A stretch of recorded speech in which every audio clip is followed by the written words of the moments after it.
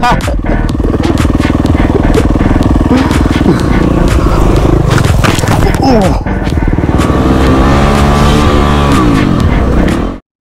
going on, guys? It's MitchMotoMaths here, coming at you with another Rate My Ride Road Dirt Edition. Sorry, we're out here doing a review of the Rubicon State Forest. So the Rubicon State Forest is about 2.5 hours northeast of Melbourne,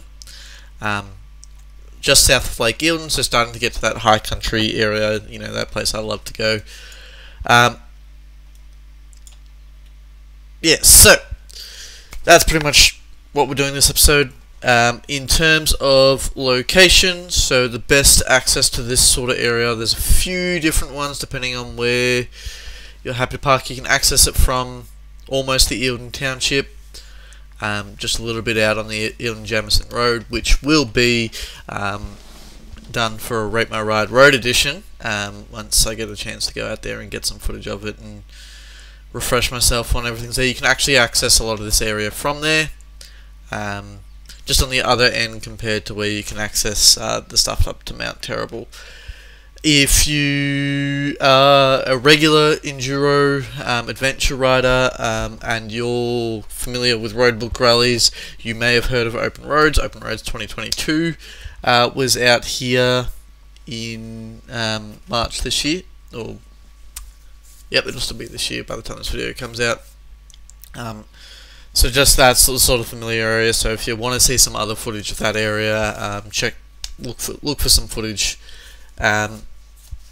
that other people have posted. I have you know, a couple of videos out there where we tried to find some of the tracks that were in some of the videos that we'd seen, because we didn't manage to get to go, which was unfortunate, but it is what it is. So its location, pretty straightforward. Just put in Rubicon on the map. If you go down past the Outdoor Education Centre in Rubicon, that's probably one of the best places to park, near sort of the Rubicon Power Station is one of the best places to park now that they're finishing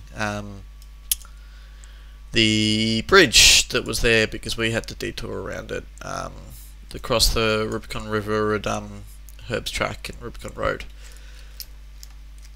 So that's sort of where it is. There's plenty of parking and access. There's plenty of camping around, so there's no reason not to take a, you know, if you want to go up on the Friday night camp. There's a campground only 100-200 meters from where we normally offload the bikes, so you can actually just offload from there.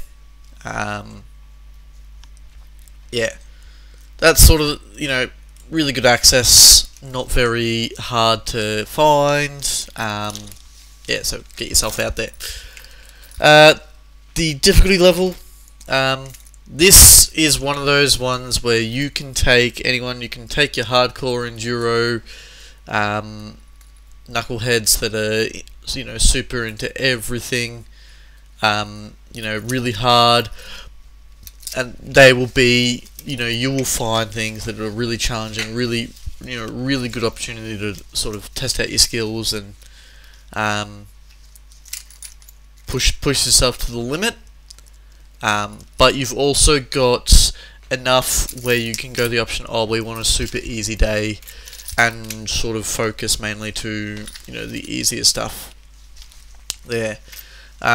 So anything that goes out sort of towards Enoch's Point can get a little bit difficult, but once you're doing that, you're going for quite a long day anyway, so you'd want more experienced riders, just because you'll want you know, people that are used to taking, you know, long distances and stuff like that.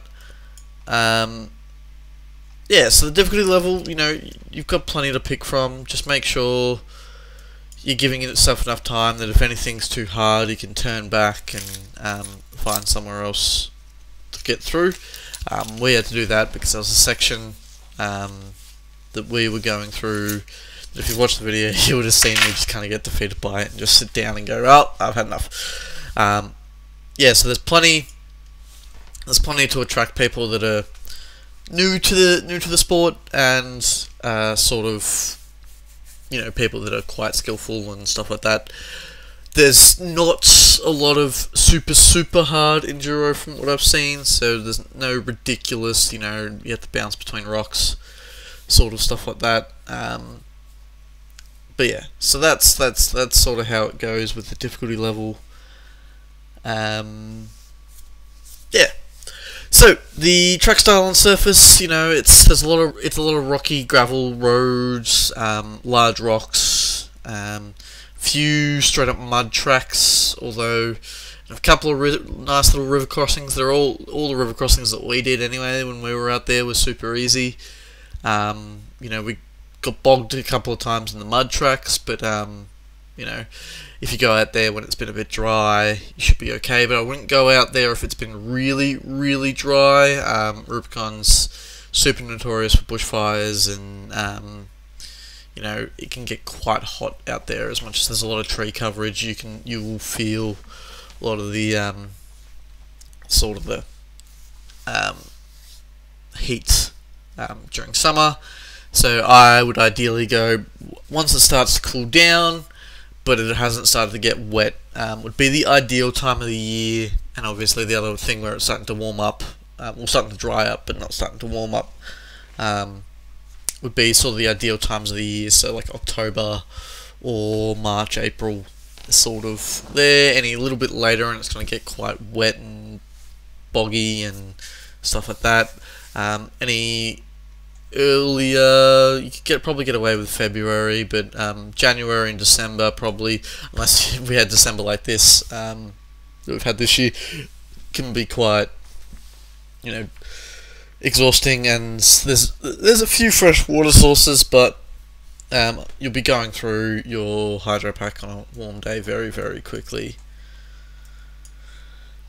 Alright, so that's sort of a little bit about the track style and surface. There is a little bit of clay, no sand, pretty much no sand at all, not that I saw anyway. Yeah. And next thing I'll talk a little bit about is the options. You could do 4 or 5 days here and not see, unless you're really quick, or, you know, you don't stop to take in any of the views.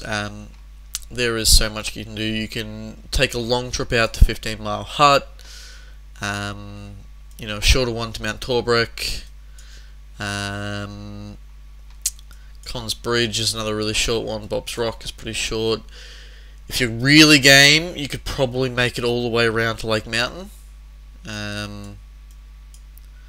Not sure where the tracks connect, but they do. That's one. You know, that's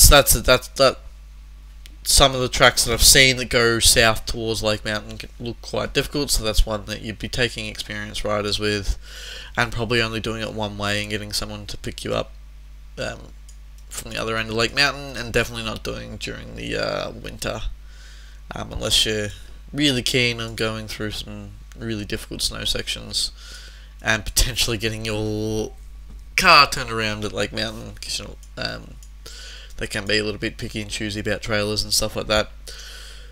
The views, there's a lot of really cool things to look at. There's a trestle bridge somewhere. We didn't find it, but it is there somewhere. You need to follow sort of the Heritage Walk. That's on the, I think that's still on the at the town side of the river, but I'm not 100% sure. I've seen videos of people going down there, so it's not too hard. There's Rubicon Falls as well. That I think you might have to walk up to. I'm not sure if there's any way to get up there with bikes. They got some awesome scenery around the Rubicon area. It's definitely one to go have a look at if you've got a heap of time. Look at everything. If you don't have too much time, go have a look. There is also Snob Creek Falls, but that's closed to the public at the moment. I'm not sure how long it'll be till it's open. Morris Lookout is another one that's closed at the moment.